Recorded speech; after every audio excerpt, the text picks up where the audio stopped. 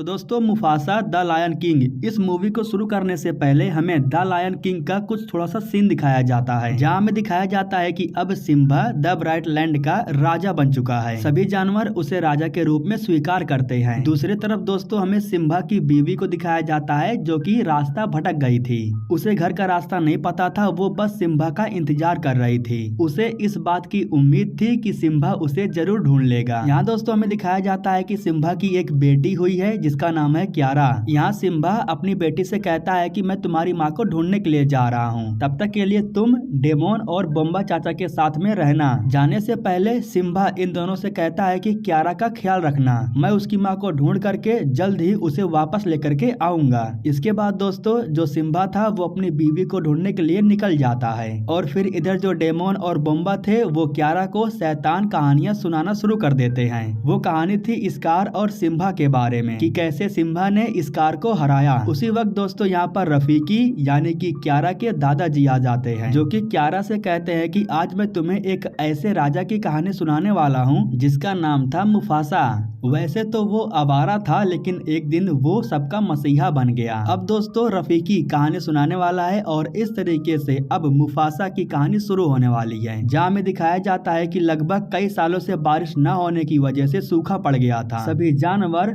प्यास से तिलमिला रहे थे। यहाँ हमें मुफासा और उसके माता पिता को दिखाया जाता है। वो अपनी माँ से पूछता है कि उस रोशनी के पास क्या है। उसकी माँ कहती है कि उस जगह का नाम है मिलेले और हम एक दिन उस जगह पर जरूर जाएंगे। उसी वक्त दोस्तों चारों तरफ काले बादल छा जाते हैं क्योंकि आज बादल बरसने के मूड में थे। जब बारिश हुई तो धीरे धीरे पानी इकट्ठा होने लगा और ये देख करके जानवर भी काफी खुश हो गए। लेकिन दोस्तों नदियों का जो पानी था वो धीरे धीरे बढ़ने लगा। बाढ़ आने की वजह से जो जानवर थे वो भागने लगे। लेकिन दोस्तों यहाँ पर जो मुफासा था वो गलती से छोटे से तालाब में जाकर के गिर जाता है। पानी के बहाव की वजह से वो बाहर नहीं निकल पा रहा था। उसको बचाने के लिए उसके पिता तालाब में जंप कर देते हैं। काफी मुश्किलों से वो मुफासा को अपने मुंह में पकड़ते हैं और किनारे पर फेंक देते हैं, जिसके बाद मुफासा जा करके बांध पर अटक जाता है। उसकी माँ उसे कह रही थी कि बेटा धीरे धीरे पाँव को आगे बढ़ाओ, तुम इसे पार कर सकते हो। लेकिन उसी वक्त एक हाथी बेचारा बहते हुए आता है और इस बांध को तोड़ देता है, जिसकी वजह से जो मुफासा था वो भी पानी के साथ में बहने लगता है। अब इस तरीके से दोस्तों जो मुफासा था वो पानी में बहते हुए काफी दूर आ जाता है। वो अपने माता पिता दोनों से काफी दूर आ गया था। पानी का बहाव मुफासा को ला करके एक छोटे से तालाब में छोड़ देता है। उसी वक्त हम यहाँ पर एक शेर के बच्चे को देखते हैं जिसका नाम था टाका, जो कि मुफासा को देखता है और उसे कहता है कि मैं तुम्हें एक राज की बात बताना चाहता हूँ। टाका बताता है कि तुम्हारे पीछे मगरमच्छ आ रहे हैं, वहाँ से भागो।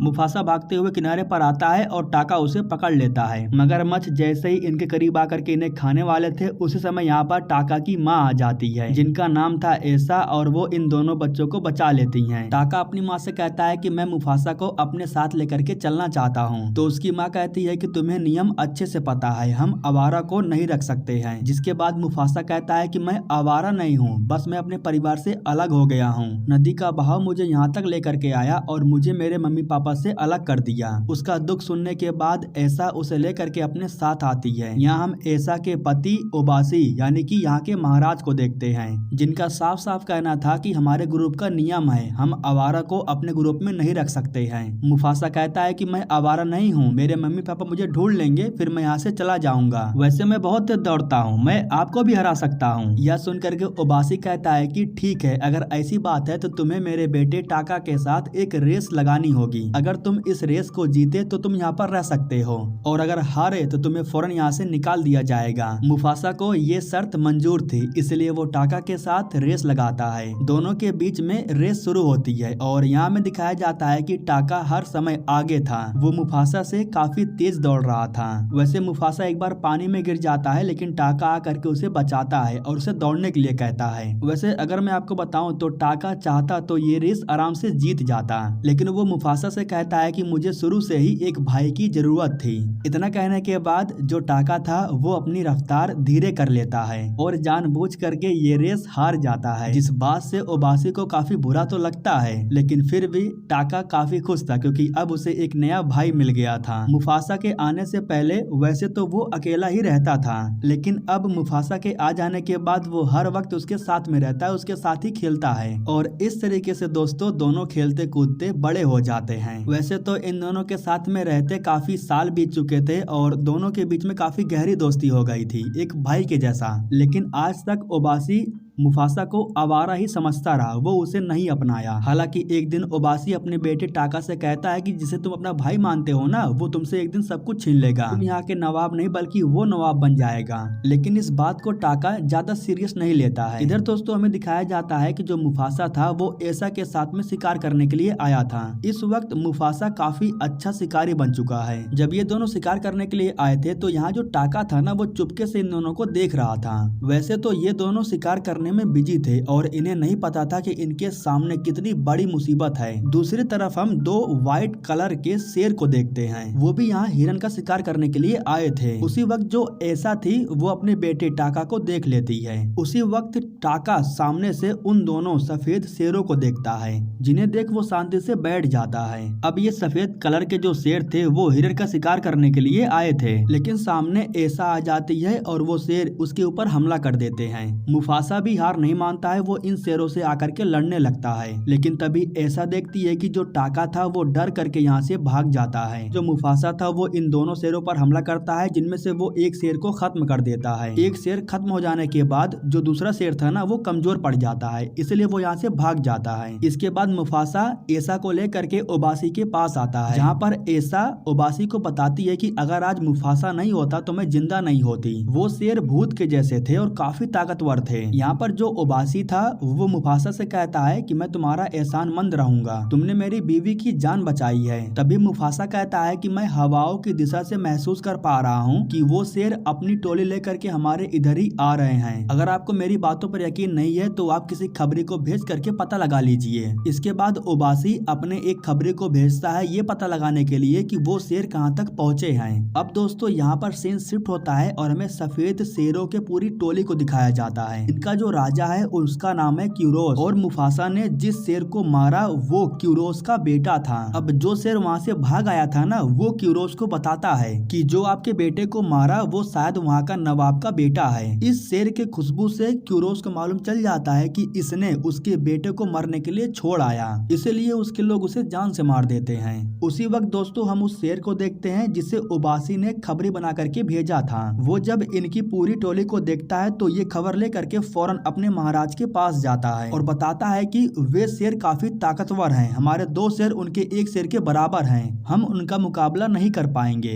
इसीलिए ओबासी अपने बेटे से कहता है कि अगर तुम्हें नवाब बनना है तो तुम्हें इस जगह को छोड़ करके अभी के लिए जाना होगा। सुबह में हम देखते हैं कि जो ऐसा थी वो टाका और मुफासा से कहती है कि तुम्हें उस रोशनी के पास जाना है जिसका नाम है मिलेले और तुम दोनों को वहाँ पर एक अच्छी जिंदगी मिलेगी। उस दिन टाका डर की वजह से इन दोनों को छोड़ करके चला आया था, इसीलिए वो बहुत शर्मिंदा था। यहाँ उसकी माँ टाका से कहती है कि तुम्हें भी अपनी बहादुरी दिखाने का मौका मिलेगा, लेकिन अभी के लिए तुम्हें ये जगह छोड़ करके जाना होगा वरना वो तुम्हें मार देंगे। टाका और मुफासा के चले जाने के कुछ समय के बाद क्यूरोस अपने सभी शेरों को लेकर के यहाँ आकर के पहुँच जाता है। क्यूरोस कहता है कि जहाँ तक सूरज की रोशनी है वहाँ तक पूरा मेरा राज होगा। जिसके बाद ओबासी कहता है कि हमें तुमसे लड़ने का कोई शौक नहीं है। क्यूरोस कहता है कि मुझे वो चाहिए जिसने मेरे बेटे को मारा, वो कहाँ पर है। जिसके बाद ओबासी कहता है कि मुझे नहीं पता आप किसकी बात कर रहे हैं। इन सफेद शेरों ने सभी शेरों को चारों तरफ से घेर लिया था और इनसे लड़ाई करना नामुमकिन था और अगर लड़ाई करते भी तो ये फिक्स था कि ये लोग हार जाते। क्यूरोस अपने लोगों से कहता है कि जाओ और उसे ढूंढो जिसने मेरे बेटे को मारा, मुझे बदला लेना है। इधर दोस्तों जो टाका और मुफासा थे ना, वो अभी ज्यादा दूर तक नहीं गए थे। सफेद शेरों ने महसूस कर लिया था कि वे लोग अभी ज्यादा दूर नहीं गए हैं, वे आसपास ही हैं, इसलिए वो इनका पीछा करना शुरू कर देते हैं। और अब मुफासा को भी मालूम चल गया था कि वो शेर यहाँ पर आ चुके हैं। मुफासा टाका से कहता है कि हमें लड़ना होगा क्योंकि अगर हम भागे तो डूब करके मर जाएंगे,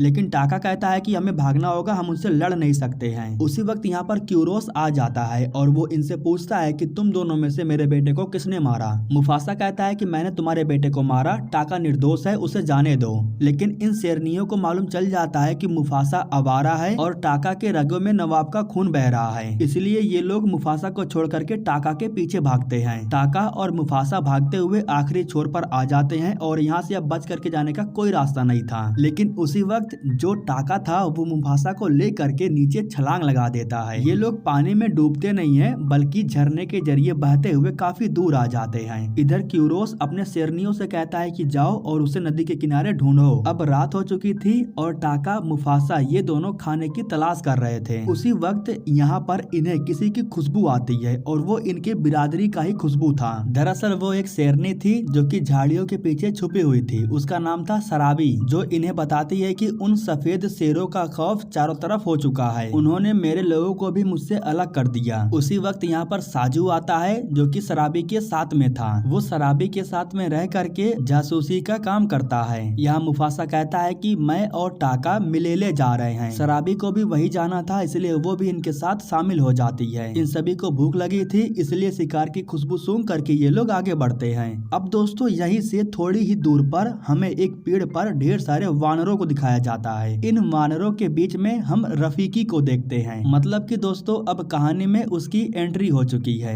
समस्या ये थी कि यहाँ पर जितने भी वानर थे वो रफीकी को पसंद नहीं करते थे, इसलिए उसके ही लोग उसे अपने ग्रुप से अलग कर देते हैं। इस तरीके से रफीकी की मुलाकात इन शेरों से होती है। वैसे तो ये सभी शेर रफीकी को सूंघते हुए उसका शिकार करने के लिए आए थे, लेकिन जब रफीकी इन लोगों को बताता है कि तुम जहाँ जा रहे हो ना वहाँ से मैं 2-4 बार घूम करके आ गया हूँ, यह सुन करके सभी शेर अपने इरादे को बदल देते हैं। मतलब कि ये लोग रफीकी को नहीं खाते हैं। मुफासा पूछता है कि क्या तुम्हें मिलेले का रास्ता पता है, जिसके बाद रफीकी कहता है कि मेरा भाई अभी भी वहीं पर है, मैं उससे मिलने के लिए ही तो जा रहा था, मुझे रास्ता अच्छे से पता है, मैं तुम लोगों को वहाँ तक ले जा सकता हूँ। वैसे दोस्तों मैं आपको बता दूं कि रफीकी अपने भाई के बारे में जो कुछ भी बोल रहा है वो झूठ बोल रहा है, उसका कोई भाई नहीं है। लेकिन हाँ, उसे मिलेले जाने का रास्ता सच में पता है। अब अगले दिन सुबह में जो शराबी थी वो हवे को महसूस करती है, जिसके बाद उसे मालूम चलता है कि सफेद शेर अभी भी इनका पीछा कर रहे हैं। इसीलिए वो सभी लोगों को यहाँ से चलने के लिए कहती है।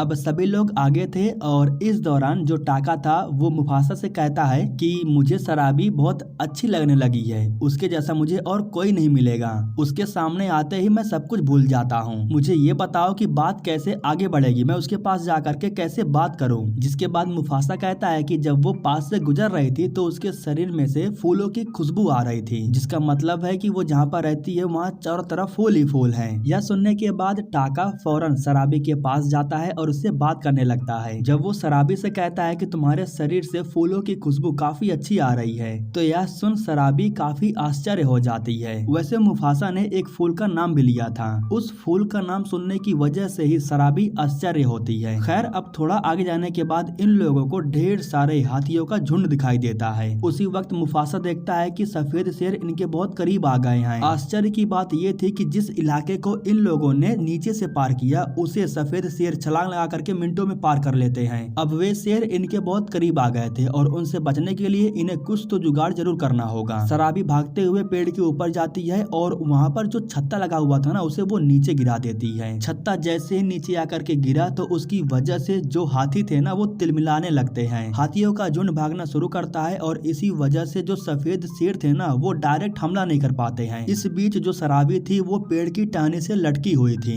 लेकिन टहनी टूटने की वजह से वो नीचे हाथियों के झुंड में गिर जाती है। मुफासा भागते हुए शराबी के पास जाता है, उसे वो साइड में करता है और उसकी जान बचाता है। हाथियों के झुंड का काफिला काफी जोरदार था और इसी काफिले की वजह से पहाड़ों का जो मीनार बना हुआ था वो गलती से टूट जाता है, जिसकी वजह से अब सफेद शेर एक साइड से दूसरी साइड नहीं जा पाते हैं। हाथियों के चले जाने के बाद रफीकी फौरन भाग करके शराबी के पास जाता है और कुछ उसका इलाज करता है, जिसकी वजह से शराबी होश में आ जाती है। जब वो होश में आती है तो वो पूछती है कि मेरी जान किसने बचाई। तो यहाँ जो मुफासा था वो खुद कहता है कि वो टाका था, टाका ने तुम्हारी जान बचाई। यह सुन टाका भी मुफासा को हैरानी से देखने लगता है। शराबी बाहर आती है और वो टाका को दिल से शुक्रिया कहती है, लेकिन जब रफीकी ये सब सुनता है तो उससे मुफासा के ऊपर नाज हो रहा था, क्योंकि रफीकी सब जानता था। अब इसके बाद दोस्तों थोड़ा और दूर चलने के बाद ये लोग रोशनी के बहुत करीब आ जाते हैं। अब बस इस बर्फीले पहाड़ी को पार करने के बाद ये लोग मिलेले पहुंच जाने वाले थे। जब ये लोग बर्फ को पार कर रहे थे तो समस्या की बात ये थी कि इनका जो पैरों का निशान था ना वो यहाँ छूट जा रहा था। इसलिए मुफासा साजू से रिक्वेस्ट करता है कि वो जा करके पैरों के निशान को मिटा दे। साजू जा करके बर्फ को गिराती जाती है, जिसकी वजह से पैरों का जो निशान था वो मिट जाता है। जब सफेद शेर यहाँ पर आकर के पहुंचे तब उन्हें पैरों का निशान नहीं दिखाई दिया, इसलिए वो बौखला जाते हैं। लेकिन अब ये लोग सेफ थे क्योंकि पैरों का निशान न मिलने की वजह से जो सफेद शेर थे वो इनका पीछा करना बंद कर देते हैं। तो इस तरीके से अब ये लोग आगे बढ़ते हैं क्योंकि अब इन्हें डरने की कोई जरूरत नहीं थी। लेकिन इस बीच दोस्तों मुफासा कुछ ऐसी बातें करता है और कुछ हरकतें करता है जिसकी वजह से शराबी को मालूम चल जाता है कि उसकी जान टाका ने नहीं बल्कि उसने बचाई है। शराबी को यह भी मालूम चल जाता है कि उसके शरीर पर से जिस फूल की स्मेल आ रही थी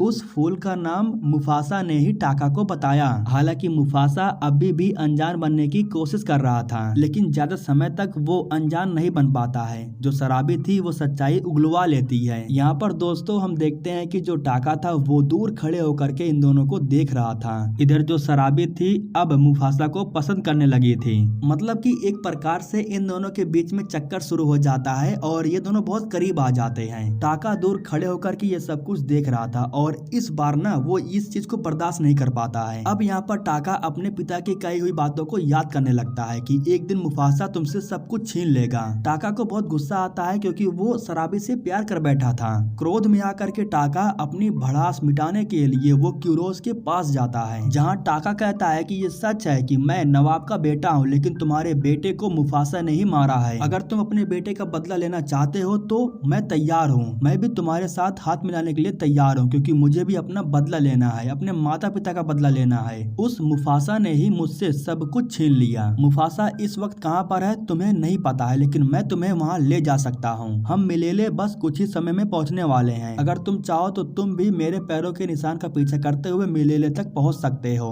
अब दोस्तों जो टाका था वो अपना जाल बिछा चुका था, लेकिन इसके बारे में मुफासा को नहीं पता था। वापस आने के बाद वो बस इतना कहता है कि मैं शिकार करने के लिए गया था लेकिन मुझे कहीं कुछ मिला नहीं। रफीकी के कहने पर ये लोग आगे बढ़ते हैं और बस थोड़े से पहाड़ को पार करने के बाद ये लोग मिलेले आकर के पहुंच जाते हैं। इस पूरे जगह को पहली बार देख करके मुफासा बहुत खुश हो जाता है। वो यहाँ पर अपने माता पिता के साथ में आना चाहता था। यहाँ बहुत सारे जानवर थे जो अपनी जिंदगी सुकून से जी रहे थे, लेकिन उसी वक्त दोस्तों यहाँ पर एंट्री होती है क्यूरोस की, जिसको देख सभी जानवर बहुत डर जाते हैं क्योंकि इन सभी जानवरों को उनके घरों में से क्यूरोस ने खदेड़ा था। वैसे मुफासा इस समय इस बात से अनजान था कि आखिर क्यूरोस यहाँ तक पहुँचा कैसे। उसी वक्त टाका सामने आता है, जिससे मुफासा को मालूम चलता है कि इसके पीछे टाका का हाथ था। अब क्यूरोस अपने बेटे का बदला लेने के लिए मुफासा के ऊपर हमला करता है। मुफासा उसे लेकर के अपने पीछे जाता है और उसे नीचे धक्का दे देता है।